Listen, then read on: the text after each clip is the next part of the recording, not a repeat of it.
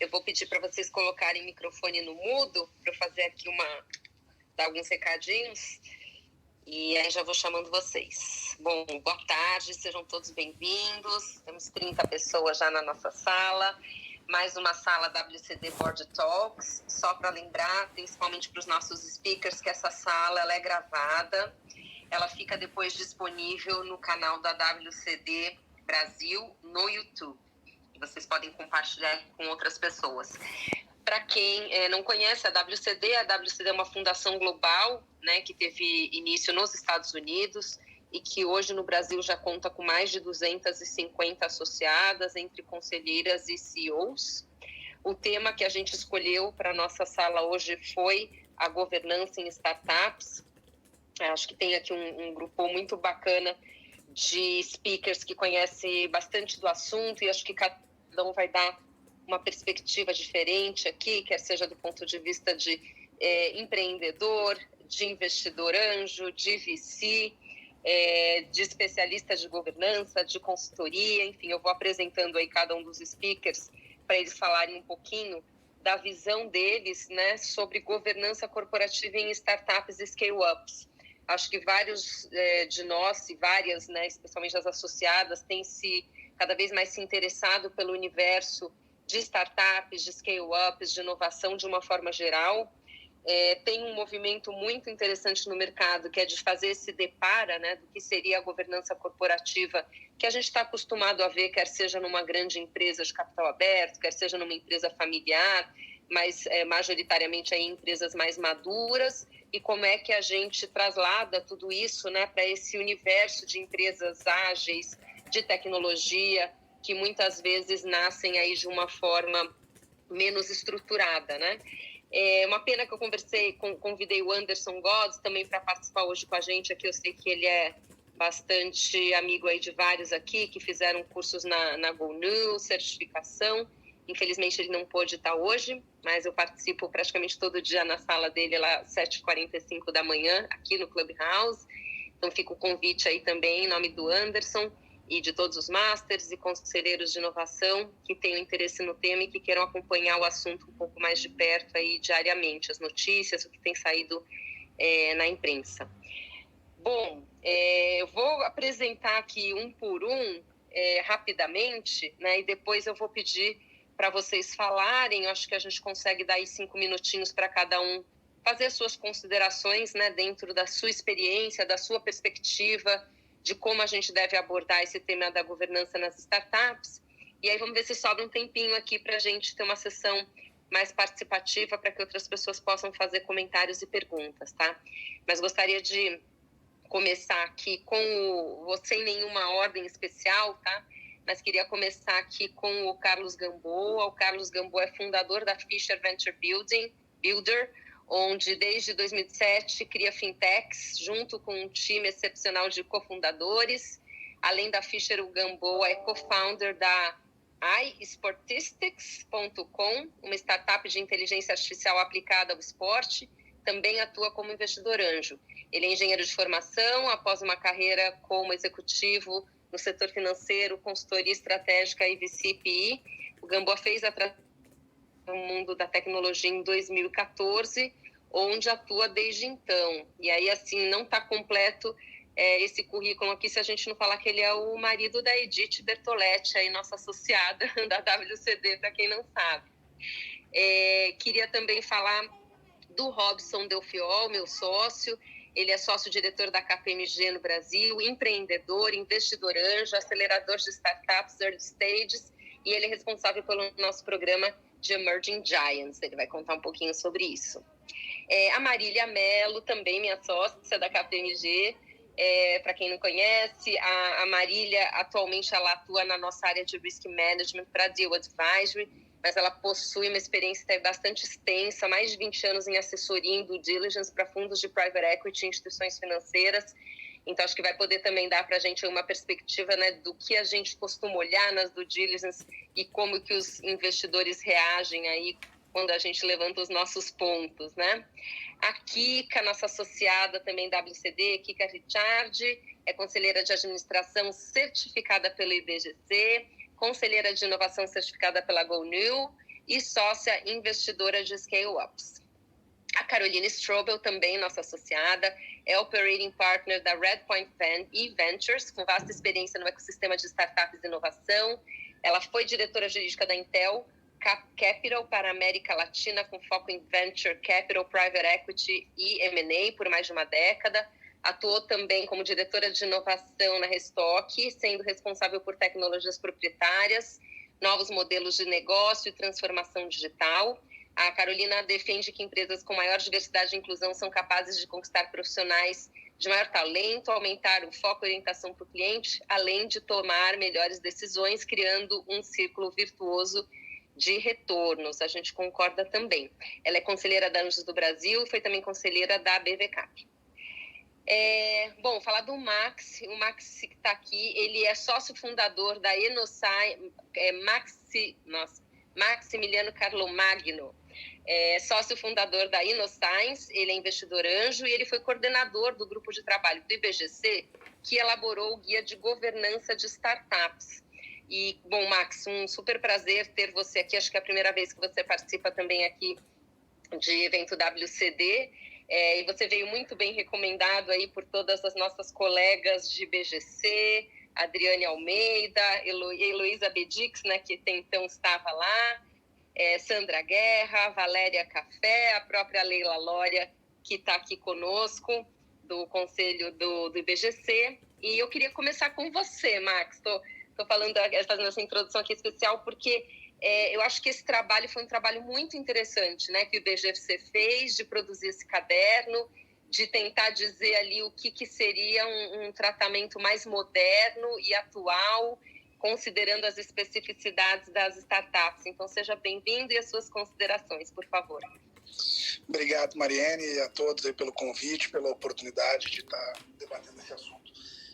Bom, eu vou começar contando 3 casos concretos. A minha perspectiva sobre esse fenômeno, ela é da grande empresa que, no trabalho da InnoScience, a gente assessora no relacionamento com startups, especificamente no relacionamento quando tem investimento, né? E complementarmente da minha atividade como investidor em aceleradoras, no caso da Nauru Aceleradora. Aí eu quero contar 3 casos rápidos aqui. Um é o caso de uma startup early stage que nós recebemos na aceleradora e que chegou lá com o cap table, né, com a distribuição de participações entre os sócios, com 2 sócios que não estavam no negócio, que eram investidores, anjo, e que já tinham 60% do negócio. Ou seja, chegamos para analisar esse investimento no estágio bem inicial, considerando as diferentes rodadas até o negócio ganhar atração.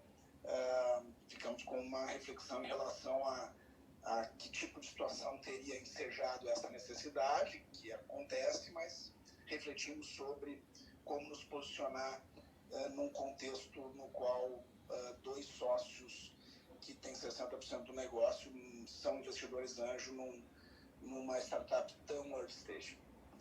Um segundo, vou chamar esse o caso do Marcelo.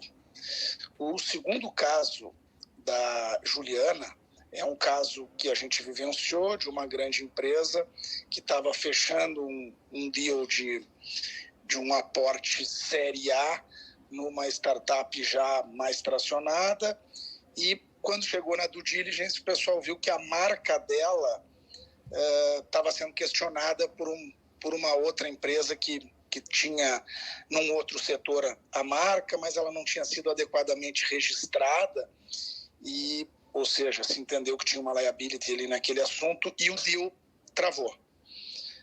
Então, além do caso do Marcelo e do caso da Juliana, vou contar um terceiro caso que eu vivenciei como investidor, que foi um caso inverso a esses 2, que não foi a ausência de uma suposta governança, mas que foi uma ideia de excesso da governança. Então, também uma startup num estágio pós-seed, ali no início do Série A, e uma superestrutura, conselho de administração, comitê de risco, comitê de ética, código de conduta, e a empresa começou a patinar no crescimento.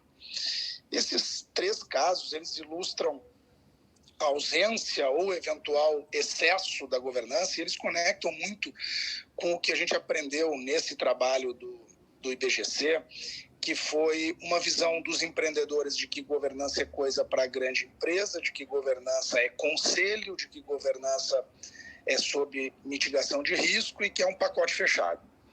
E ao longo dessa jornada que se concretizou com a publicação de um caderno e com uma comissão permanente que hoje é liderada pelo Caio Ramalho, professor da FGV, e por mais um grupo de pessoas muito legal, ele acabou nos dando uma visão assim bastante apurada sobre a evolução da governança ou a evolução de práticas de governança ao longo da jornada do empreendedor. A gente pode, em alguma medida, tipificar essa jornada de várias formas, seja pelos rounds de investimento ou mesmo pelo estágio do negócio, como ideação, validação, tração e escala, que foi a categorização que a gente utilizou no guia.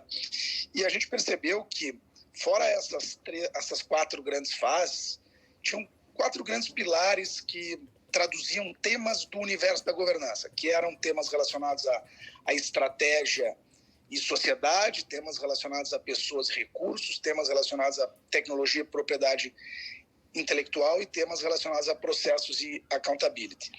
E a gente percebeu que, ao longo das 4 fases, esse quebra-cabeça e a dosagem dessa, vamos chamar assim, vitamina, para não fazer uma metáfora aqui com remédio que pode parecer negativa, precisava ser aplicada tanto no pilar, que é como a gente chamou, estratégia de sociedade, pessoas e recursos, tecnologia, propriedade intelectual, processo e accountability, como na fase, né? Ou seja, aquilo que é necessário na primeira fase, quem sabe seja algo muito distante do que as pessoas têm como noção de governança. Na fase de ideação, a gente conversou sobre um instrumento, né, um Founders Agreement, e eu tive a oportunidade de praticar esse Founders Agreement pré-constituição numa startup que eu investi, que ela infelizmente acabou sendo descontinuada antes de ser constituída juridicamente, e o Founders Agreement foi o instrumento que nós usamos para nos entender. Ou seja, olha aqui, tu tinha combinado aquilo, então o evento, que obviamente não é a intenção de ninguém, ele deve ser desconstruído dessa forma. E esse é só um exemplo de uma prática que a gente consolidou no guia, que mais do que trazer uma novidade do ponto de vista de cada prática, eu penso que ele trouxe uma novidade que é exatamente da dosagem das práticas mais adequadas em cada um desses pilares ao momento de vida da startup, para com isso desmistificar a noção de um pacote fechado, desmistificar a noção de algo apenas para grandes empresas, ampliar a noção de que o tema é apenas o conselho, e o conselho é um agente desse tema chamado governança, que trata do sistema pelo qual as organizações são dirigidas, monitoradas, incentivadas, o relacionamento entre os agentes, como forma de tentar não só reduzir a mortalidade, mas de criar valor e aumentar a liquidez dessas startups. Então, eu diria que de forma geral, a gente tentou, com isso, fazer com que casos como o do Marcelo, que estava com o cap table desestruturado para o cenário que ele se predispunha, casos como o da Juliana, que é um tema que, quem sabe, ela não visualizasse como um tema de governança, e casos como esse último, no qual o excesso de governança pode ter sido inadequado, não venham a se repetir.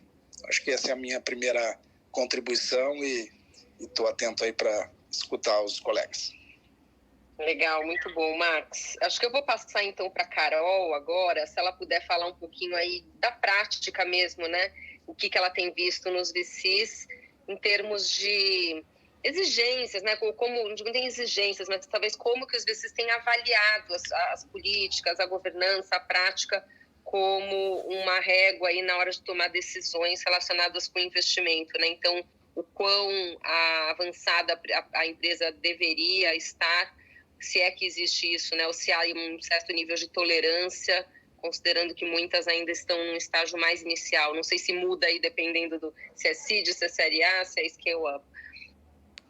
Bom, pessoal, primeiro, obrigada pelo convite. Muito legal estar aqui com vocês.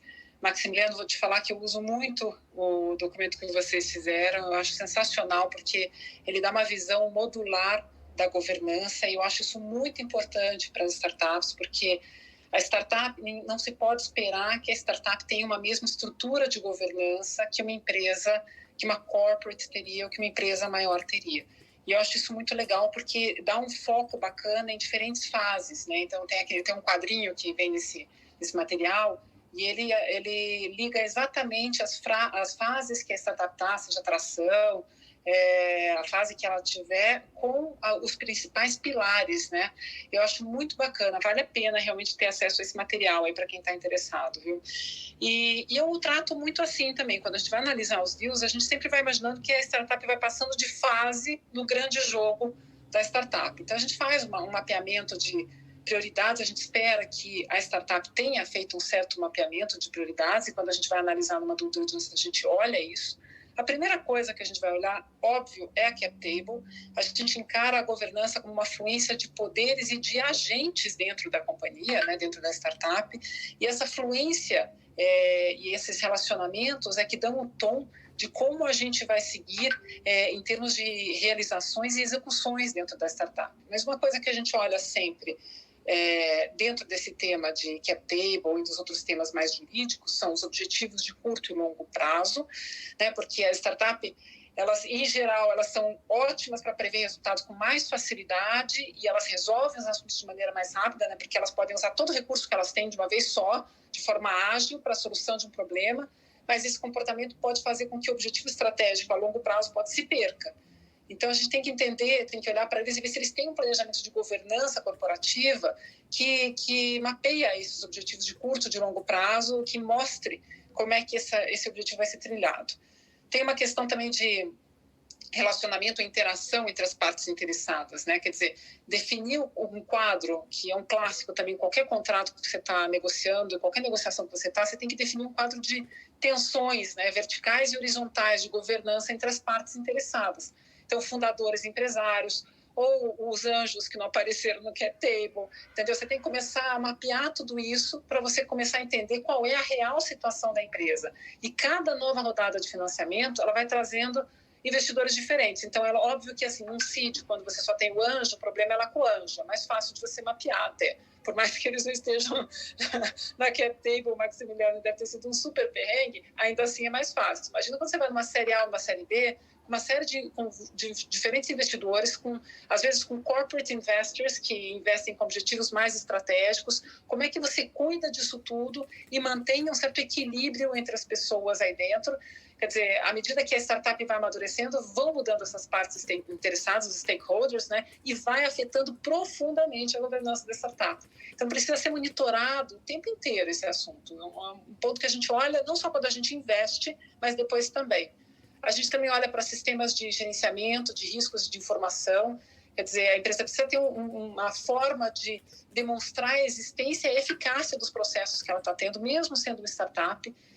Transparência, a comunicação eficiente, isso é essencial para que a gente tenha noção do que está acontecendo. Isso acontece dentro de contratos e mesmo quando a gente vai fazendo due diligence, da conversa com as startups, os cuidados financeiros e jurídicos, que é um clássico de due diligence, né? Você vai olhar tributário, vai olhar labor, vai olhar propriedade intelectual, trabalhista, enfim, que eu falei. Então, várias coisas você vai olhar, estrutura societária, você vai para Delaware, Cayman, o que eles querem fazer, onde eles acham que vai ter uma eventual venda, onde estão todas as partes alinhadas.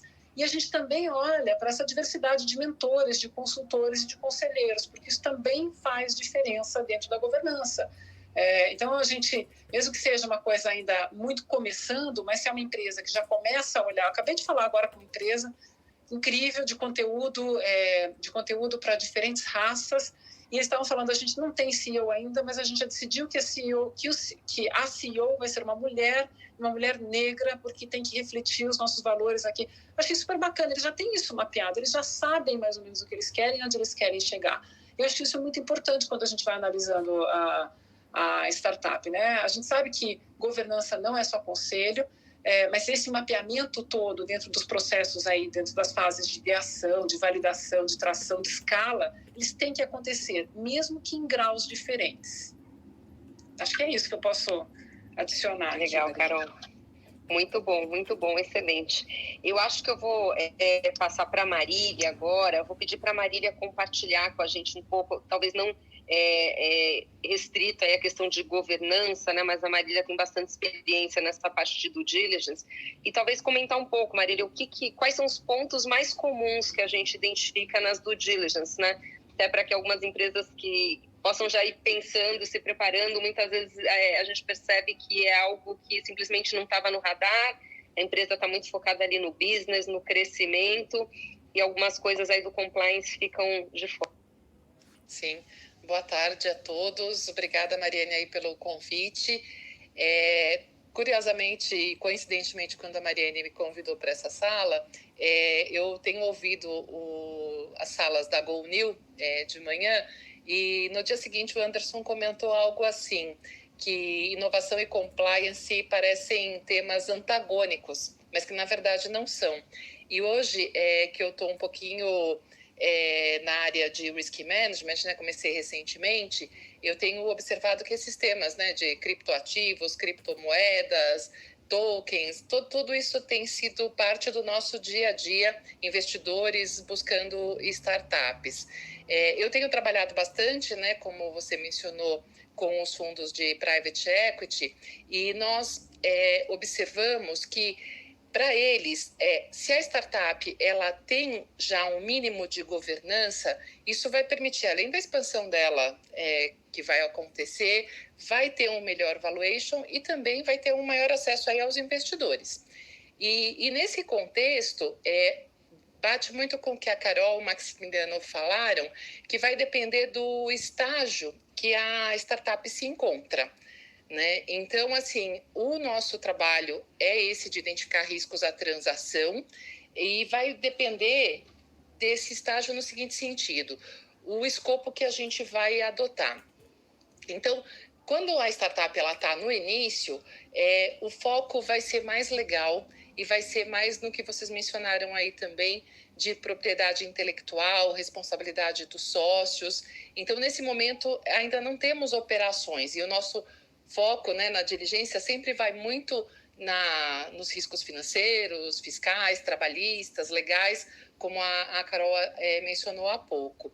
Quando a startup ela já tem um histórico de operações, nós vamos começar a olhar rentabilidade, performance, se o que ela está prometendo de resultado se concretiza, se não tem fatores ali que não são recorrentes, que afetou aquele ano e não vai afetar os próximos.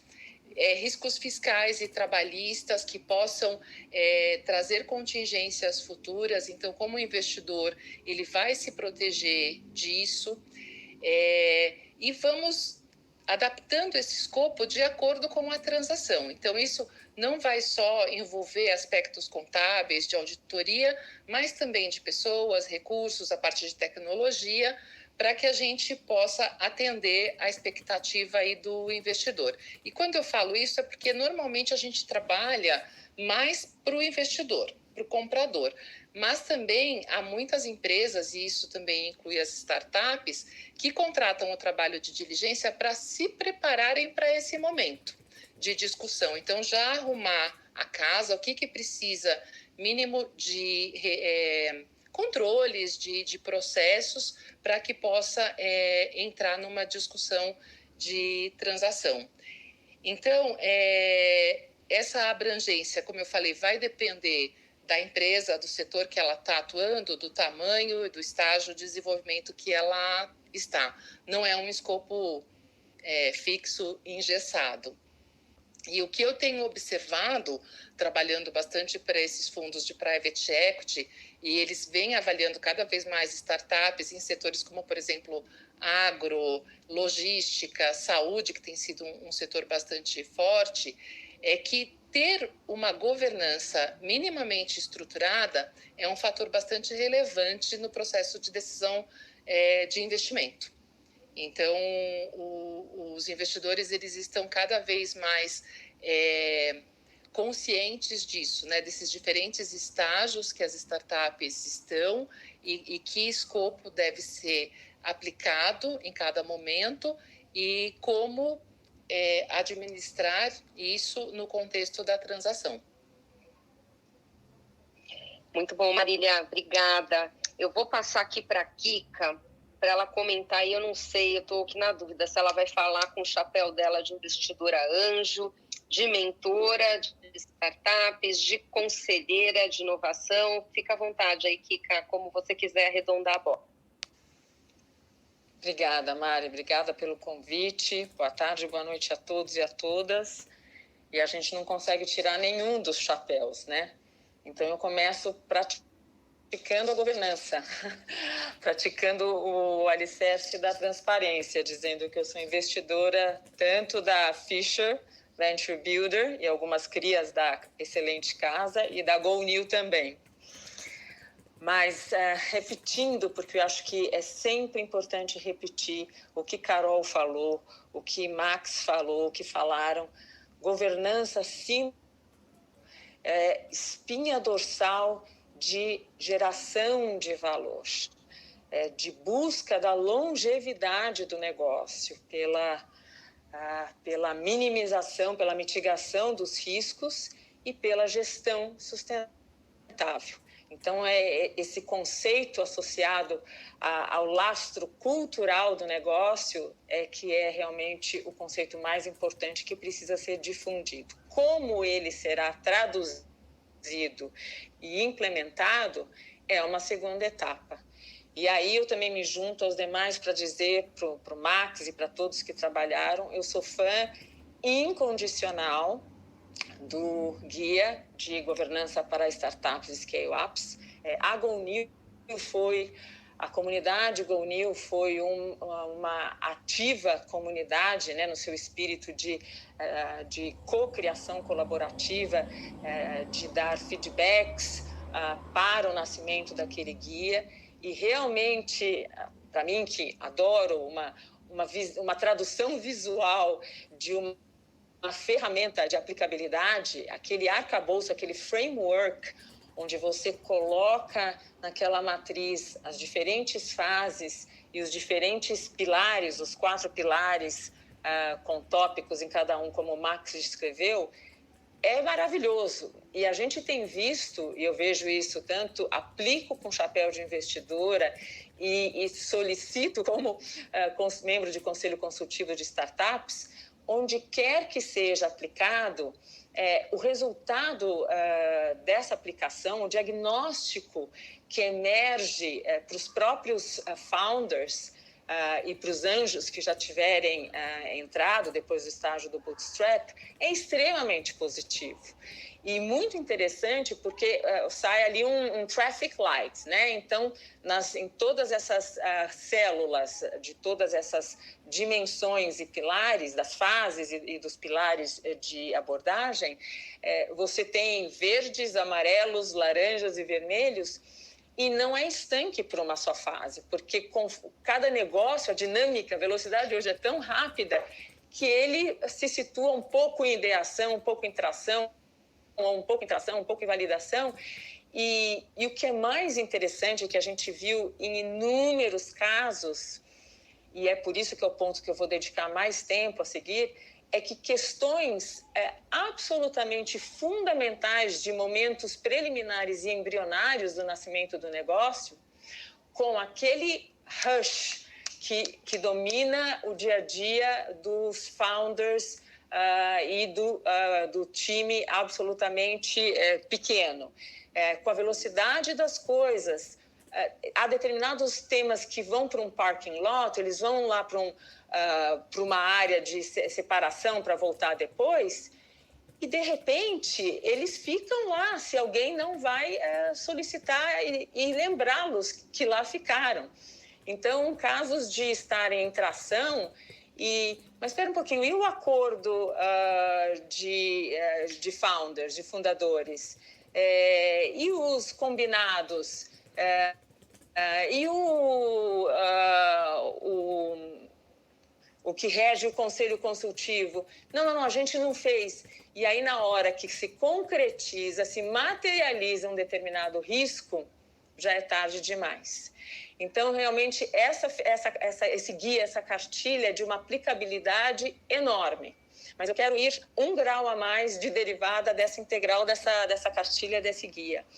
E eu me remeto aí a GoNew. Antes de falar dessa ferramenta que a GoNew trouxe, o porquê que a GoNew se dedicou lá em 2018 a essa ferramenta que eu estou falando do Board Canvas. Então, não é do Business Canvas do Osterwalder, mas nasceu o Board Canvas, que foi justamente aquele formato e aquela estrutura para endereçar o risco, que é um dos 3 principais riscos que levam ao não sucesso, ao não êxito de uma startup, que é o desalinhamento entre sócios. Então, os outros 2 a gente sabe que é o Product Market Fit, é a questão de investimento, mas a falta de alinhamento entre sócios, ela realmente é determinante no não progresso de uma startup. E o Board Canvas, ele traz, naquele formato, em 4 dimensões de controles, princípios, expectativas, entregas, 13 perguntinhas que foram desenvolvidas nesse modelo de cooperação colaborativa nos últimos 3 anos, e que acabei de fazer um teste aqui. Cada exemplo que o Max dava, que a Carol falou, ou que a Marília falou, eles estão nesses 13 tópicos ao longo dessas 4 dimensões.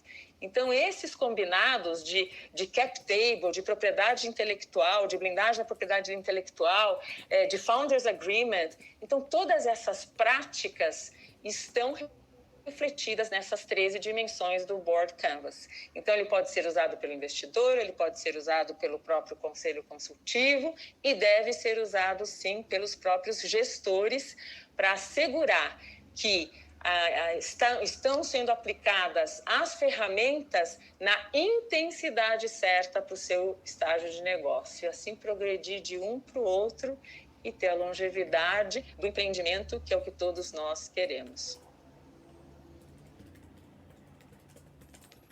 Muito bom, Kika, uma aula aí, obrigada.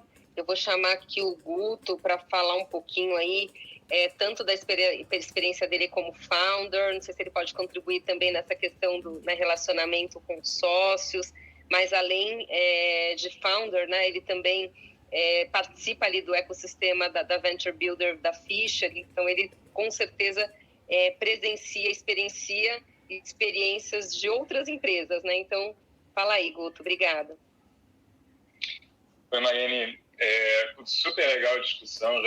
Eu não vi aqui o material do Max, mas estou super curioso, porque realmente acho que, e a Kika botou aqui um ponto legal, né, que é essa coisa de você ter ali o guia, né, para sempre consultar de volta e ver o que você fez, o que você não fez e tal.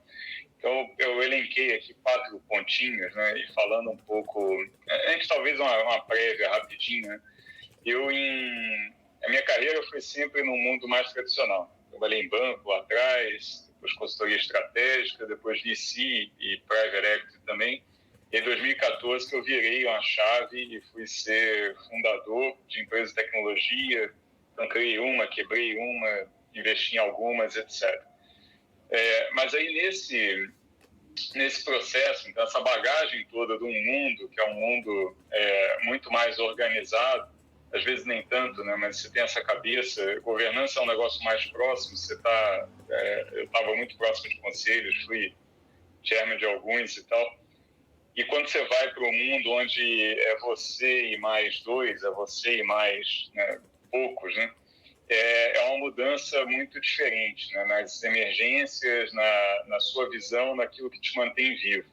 Então, um dos nossos investidores, ele até tem uma frase que eu gosto de repetir, que é o seguinte: a ordem só vem antes do progresso na bandeira nacional. Em geral, você tem que primeiro avançar e depois ir trazendo ordem, né? Não necessariamente isso é uma máxima, né? Mas é uma coisa que acontece. Bom, então, um pouco de histórico. Em 2017, eu montei junto com sócios a ficha, e a nossa proposta ali era ser um bicho um pouco até diferente, né? A gente viu um gap no mercado de fintechs, de bons projetos que endereçavam R$2 e que a gente era um grupo que já tinha uma bagagem, né, prévia e tinha uma visão tecnológica. Então, como é que a gente fazia isso não diria em escala, né, mas em sequência? Como é que a gente criava uma fábrica aqui de startups junto com co-founders, tá? E isso é um desafio, né? Acho que falaram aí de cap table, né? E onde é que se situa essa figura do cara que é um sócio, mas é um sócio meio institucional, né? De várias pessoas. Então eu vivo essa dinâmica de ser um empreendedor e ao mesmo tempo ser um empreendedor de muitos aqui. Então o segundo ponto, assim, acho que a ordem e progresso é um. O segundo ponto que eu acho que tem a ver aqui com essa dinâmica é uma questão de regras claras, tá? Porque na raiz, assim, de muito do que a gente vê de problemas para frente, né, de governança, são você não ter pensado nisso no início. Aí eu pensei aqui em dois exemplos claros aqui. Um é no meu papel na Sportistics, onde eu sou um co-founder não executivo. Então, uma dinâmica que, mas como é que isso funciona? Funciona porque lá em 2018, quando a gente montou um projeto em que 4 co-founders se uniram para criar um negócio, cara, que usa inteligência artificial para esporte, né, e tem uma missão aqui de enabler, tá? Usar o esporte para trazer pessoas, jovens principalmente, para maior conhecimento, enfim, tem uma série de coisas aqui que eu não vou alongar. Mas naquele momento a gente não sabia exatamente quem que seriam os co-founders que estariam dentro da empresa ou não. O CTO, por exemplo, na época, a gente não tinha certeza que ele ia, ou quando que ele iria entrar na empresa. E aí a gente criou ali uma metodologia de, nos próximos 3 anos, a gente ter um progresso do CAP. O CAP vai mudando e se moldando a essa progressão. Então, eu, como não executivo, eu tinha a opção de me tornar executivo, eu tenho um caminho, assim como os meus outros sócios têm um caminho e um rebalanceamento anual. Isso faz com que a gente tenha um relacionamento super harmônico e cada um contribua no seu ponto, né? Então, regras claras, acho que é uma coisa importante. Isso, na ficha, é uma coisa que a gente também aprendeu ao longo do tempo, e hoje, quando a gente olha, a gente acabou de fundar uma startup com o Arthur Rufino, no final do ano passado. É uma startup em desmanches de veículos, tá? Então, sem também alongar muito. Mas de 3 projetos que a gente olhou e 3 sociedades possíveis, essa foi uma que vingou. E por quê, né? E onde que morreram as outras? Exatamente no tema governança. Como é que a sociedade vai funcionar? Como é que as partes vão se relacionar? Quais são as regras? E todo mundo sabe os seus papéis e como que isso vai evoluir. Então, com o Arthur, isso ficou muito claro e hoje funciona bem pra caramba. Nós somos cofundadores, né? Nesse caso, é um sócio meu da ficha, que é o sócio ativo na startup. Aí o terceiro ponto, entrando um pouco nessa linha, é planejar o crescimento.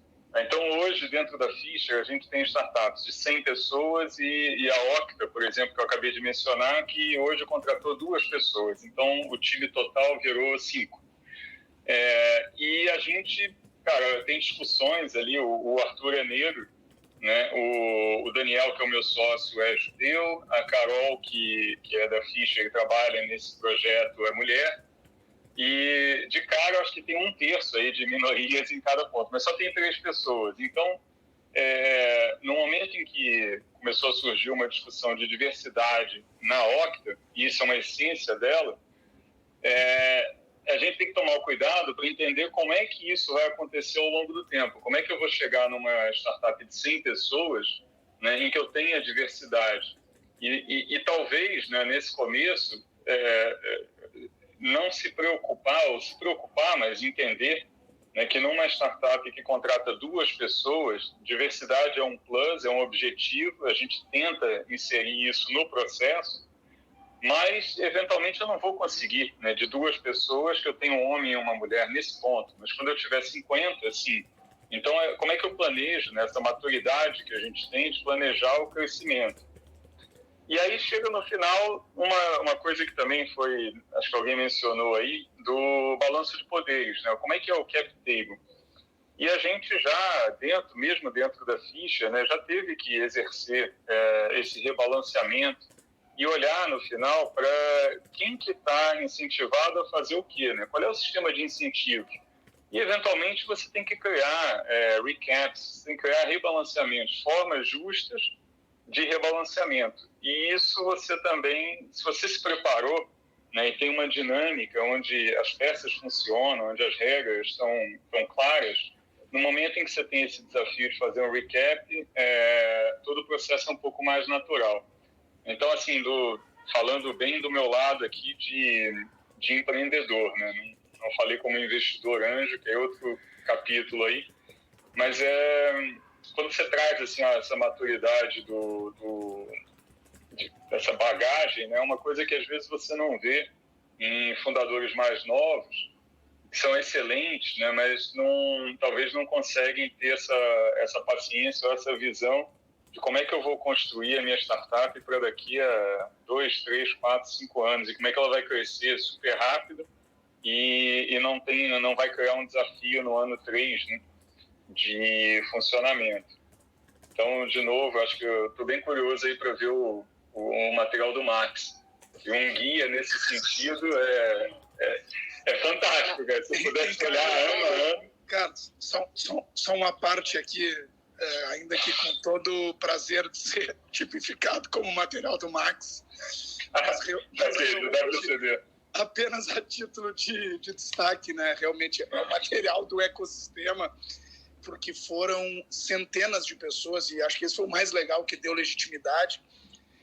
A gente convidou VCs, advogados, empreendedores, organismos de fomento, enfim, uma série de pessoas num processo estruturado que foram dando feedbacks, e essa exemplificação que a Kika fez da GoNew realmente foi verdadeira. A gente recebia lá destaque 34, destaque 42, os caras mandavam uma lista de destaques, e o grupo, que tinham pelo menos umas 12 pessoas muito ativas, e a Redpoint também mandou várias contribuições, o grupo foi incorporando, até que chegou numa peça que resolveu publicar, e que é um dos guias mais baixados no IBGC, e que está para download lá gratuito, e que também está traduzido para o espanhol e para o inglês.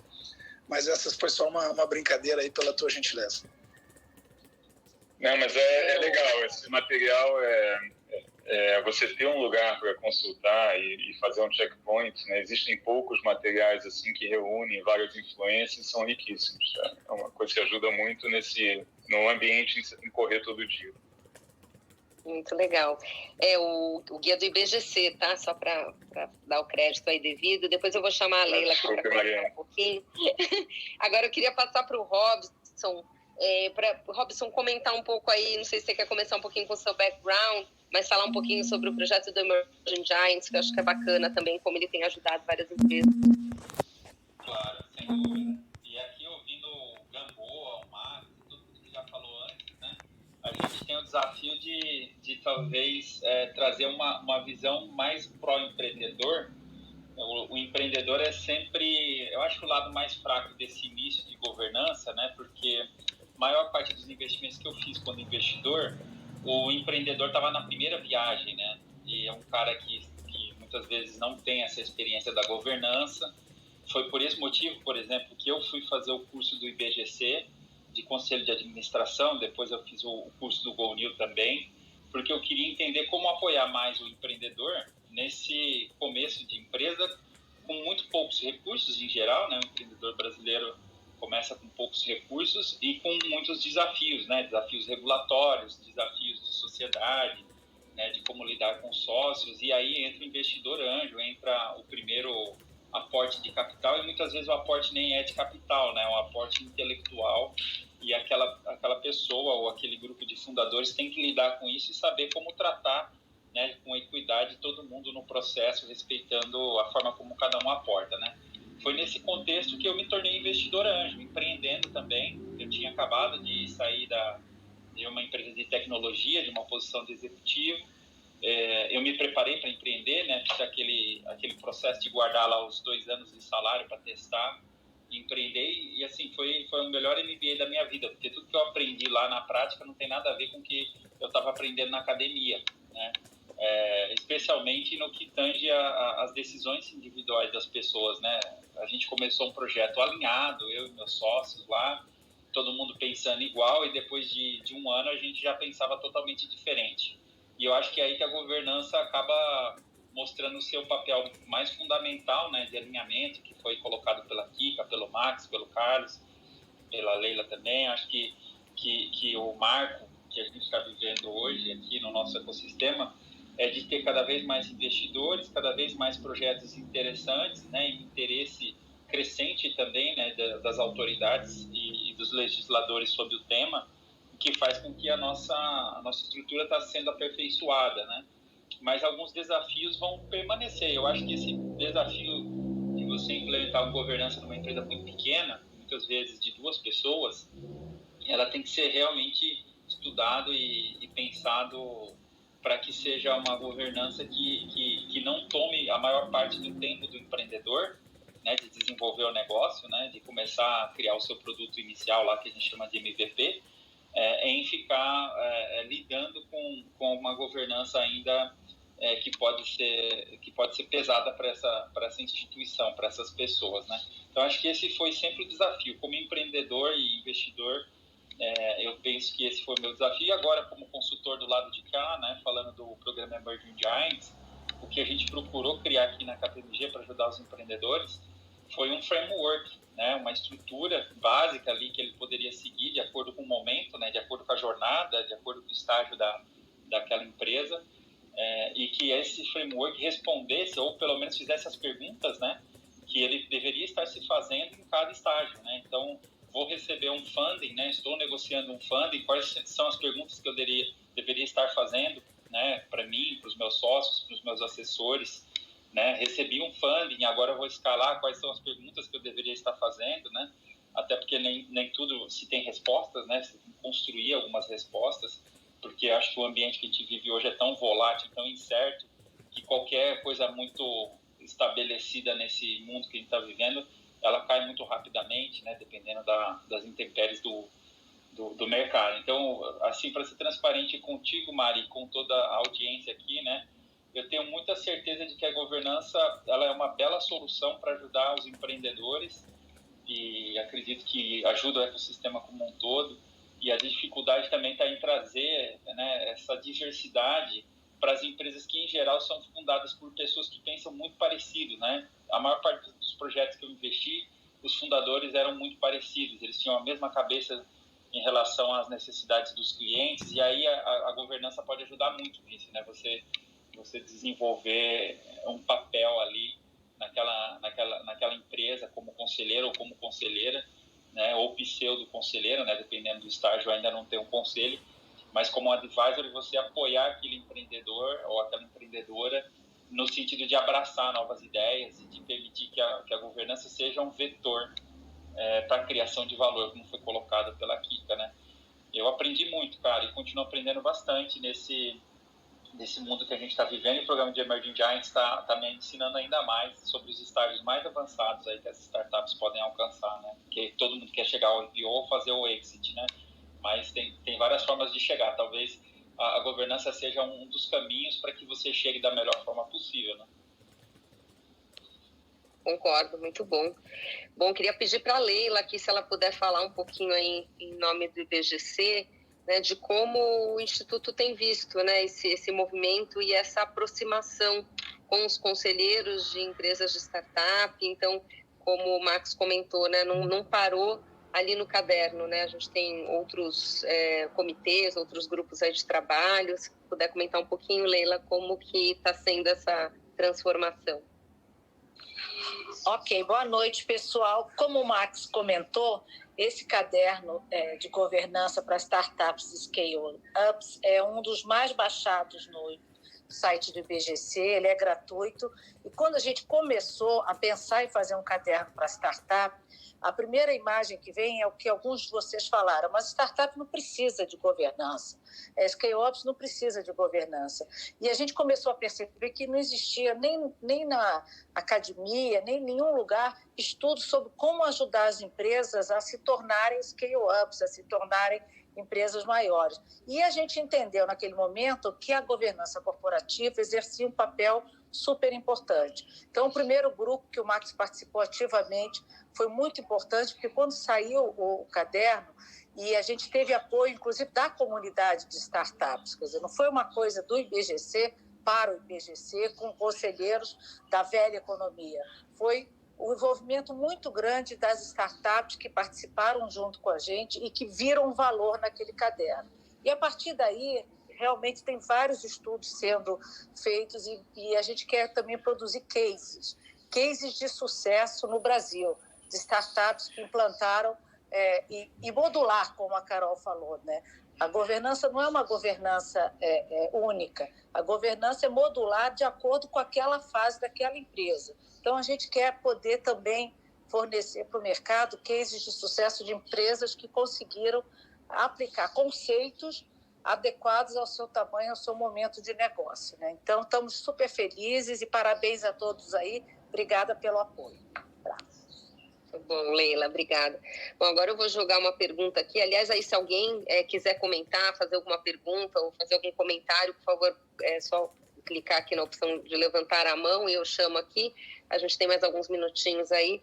Mas eu vou jogar uma pergunta aí, quero ver quem gostaria de responder, que tem a ver com essa discussão, né, que a gente sempre escuta sobre o estágio ideal para você implementar uma governança ou para você se preocupar com a diversidade na sua empresa.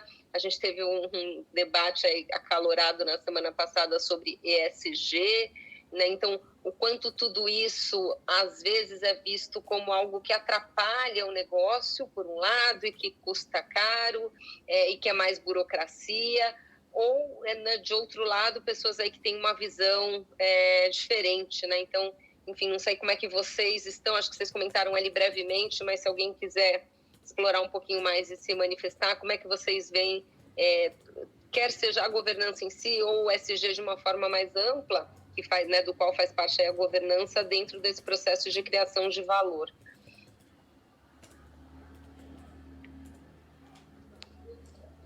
Eu vou me candidatar aqui, então, Mari. Vai lá, Márcio. Vai lá. Rapidamente, só peguei aqui o guia, né? O checklist na fase 1, né? Na fase que é a ideação. Ou seja, muitas vezes a startup não está nem constituída legalmente. Ela é uma ideia de 3 amigos, como o Carlos comentou aqui, com maior ou menor experiência, no caso deles já com experiência executiva e empreendedora, mas muitas vezes sem essa experiência, que se reúnem, né? Então, assim, os temas são alinhar as expectativas das pessoas em relação ao negócio, discutir a capacidade financeira e a perda suportável, estabelecer como cada um vai contribuir e dimensionar a colaboração de cada um, estipular condições para o recebimento das participações societárias, estabelecer as condições de ingresso, saída, proteger a propriedade intelectual e os segredos do negócio. Ou seja, são temas que eu acho que esse é o grande ponto. Da mesma forma como os conceitos eles são bons para sensibilizar e comunicar, governança, ESG, diversidade e inclusão, eles acabam não sendo absolutamente claros em relação à extensão ou à pertinência da sua aplicação em cada contexto. E aí as pessoas ou se apaixonam pelos temas e a vida delas vira aquilo, ou elas se distanciam do tema por entender que não é para elas. Eu acho que o nosso grande desafio enquanto empresários e pesquisadores, estudiosos dos temas, é tentar ir além do título para que as pessoas possam fazer uma avaliação concreta em relação à aplicabilidade no seu contexto e em que intensidade. Eu penso que esse é o tema que, quem sabe, tenha sido a nossa grande reflexão nessa discussão do guia, e acho que ele pode ser também a reflexão para o ESG, a reflexão para a inovação, a reflexão para o compliance.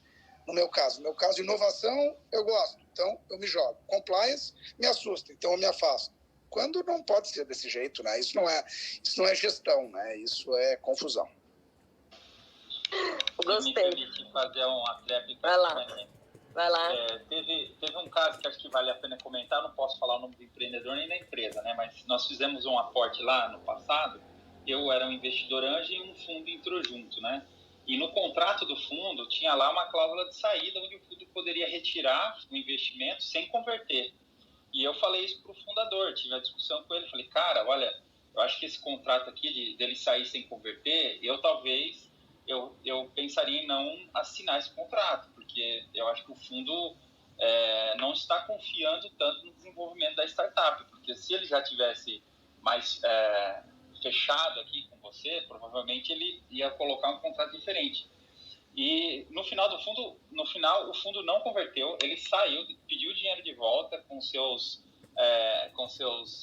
retornos, né, baseado no IGPM na época, e nem os investidores anjos converteram, porque o que aconteceu é que a gente tinha feito um investimento ruim. A gente tinha investido numa startup onde o fundador não tinha, de certa forma, um plano de negócio bem parrudo. E ali, o que eu entendi que o Max acabou de passar o checklist, né? Ele não tinha um checklist ali trabalhado, pensado, né? A gente fez um investimento, foi o meu primeiro, foi o meu MBA. Eu fui lá, aportei, que estava querendo aprender, não tinha entendido bem o que era investimento anjo, né?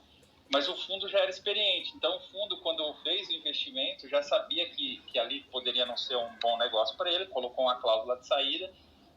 E eu não tinha uma cláusula de saída. No final, o fundador comprou a minha participação e eu acabei saindo junto com o fundo. Mas foi um grande exemplo, né, de alinhamento que não tinha acontecido, né? A gente não tinha se alinhado, o fundo também fechou direto com o fundador, a gente não teve uma reunião onde todos tiveram um alinhamento de expectativas, etc. E tal. Ele tratou cada investimento de forma separada, e faltou, acho que, um pouco de transparência na relação, e depois o fundo foi embora, eu também. Então, acho que é muito importante ter esse checklist bem desenhado aí nesse início de governança. Posso complementar? Vai lá, Kiko. Eu acho que o que a gente ouviu, tanto do Robson como do Max, valida o que nós havíamos falado no começo. Então, eu vou pegar, obviamente, o que eu disse para mostrar aí a aderência e a consistência nesse board canvas, que tem as 4 dimensões sobre o tópico de alinhamento, né, de valores, de princípios, de combinados em relação a expectativas, a entregas, a objetivos e controles entre os sócios. Justamente algumas desses 13 tópicos, eles vão abordar esses conceitos, esses princípios, esses valores que serão os foundations, as fundações, os alicerces de direcionamento do negócio, do seu posicionamento, do seu objetivo. Então, Gamboa falou, por exemplo, dessa nova startup que tem hoje com 2 pessoas e tem 50%, e a partir daí, isso não será um problema se no momento inicial, naquela discussão, então, do alinhamento, do olho no olho. Então, como é que nós vamos fazer o nosso hiring process? Como é que nós vamos fazer a aquisição de talentos?